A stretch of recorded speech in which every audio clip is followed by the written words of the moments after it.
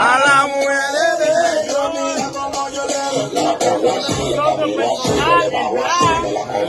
Que siempre estaba con nosotros allá. Que merecemos un nombre.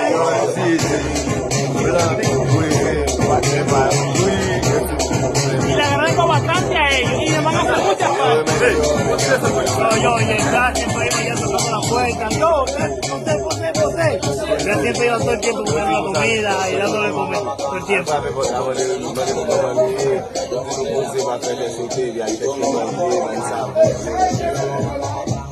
O sea, varios días nos cogían mucho aprecio y mucho cariño.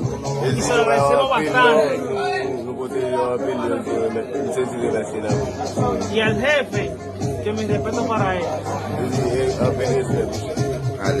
Mucho respeto para él, mucho aprecio. Que nos ayudó bastante. Sabemos que no fue por su culpa, sino que el país lo merita. El país está muy fuerte. Il connaît comme sa situation qu'il y a énormément. Il connaît ce qu'on va faire sur les deux après la veille. Allez, on coupe la vidéo ça.